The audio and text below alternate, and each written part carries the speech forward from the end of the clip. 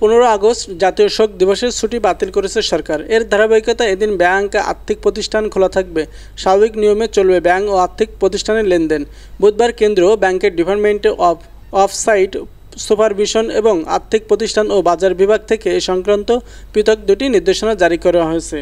নির্দেশনায় বলা হয়েছে, জনপ্রশাসন মন্ত্রণালয় 13 আগস্ট এক আদেশের মাধ্যমে 15 আগস্ট জাতীয় শোক দিবস ছুটি বাতিল করেছে। এ কারণে এদিন সব তফসিলি ব্যাংক স্বাভাবিক নিয়মে খোলা থাকবে। ব্যাংক কোম্পানি আইন 1991 এর 75 ধারা অপ্রীত ক্ষমতা বলে এই নির্দেশনা জারি করেছে কেন্দ্রীয় ব্যাংক।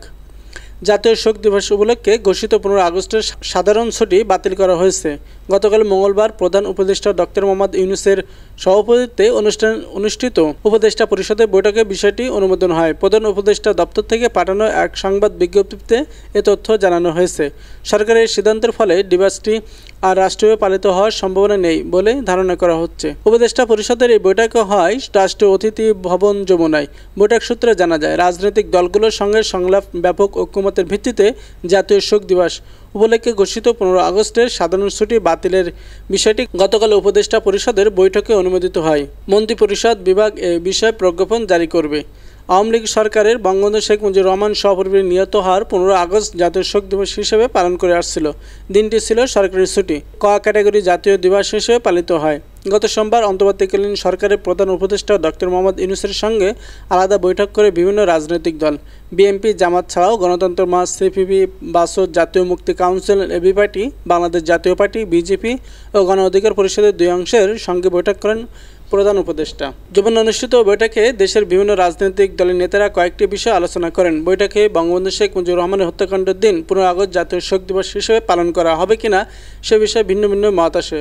সংশ্লিষ্ট একটি সূত্র জানায়, কোনো দল 15 আগস্ট জাতীয় শোক দিবস বাতিল করার কথা বলে, আবার কোনো দল জাতীয় শোক দিবস বাতিল না করার পক্ষে মত দেয়। একই দিন ঢাকা বিশ্ববিদ্যালয়ের টিএসসি মিলনায়তনে বৈষম্যবিরোধী ছাত্র আন্দোলন, ছাত্রদল, ছাত্র শিবির সহ 35টি ছাত্র সংগঠন একমত বিনিময়ের সময় 15 আগস্টকে জাতীয় শোক দিবস হিসেবে পালন না করার বিষয়ে সর্বসম্মত সিদ্ধান্ত গ্রহণ করে।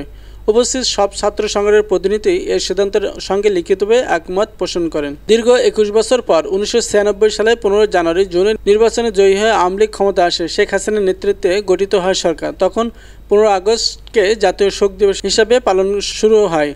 পরে 2001 সালে জাতীয় জোট সরকার ক্ষমতায় আসেন। বিএনপি নেতৃত্বাধীন জোট সরকার 2002 সালে জাতীয় শোক দিবস পালনের সিদ্ধান্ত বাতিল করে। এর 6 বছর পর হাইকোর্টের আদেশের পরিপ্রেক্ষিতে 2008 সালে 15 আগস্ট জাতীয় শোক দিবস হিসেবে পুনর্বহাল করা হয়। এরপর থেকে 15 আগস্ট জাতীয় শোক দিবস হিসেবে পালিত হয়ে আসছিল। স্বাধীনতার পর 1975 সালে 15 আগস্ট সেনাবাহিনীর একদল কর্মকর্তা ও সৈনিকের হাতে সপরিবারে নিহত হন বঙ্গবন্ধু শেখ মুজিবুর রহমান। ওই সময় বিদেশে থাকায় প্রাণে বাঁচেন তার দুই মেয়ে শেখ হাসিনা ও শেখ রেহানা।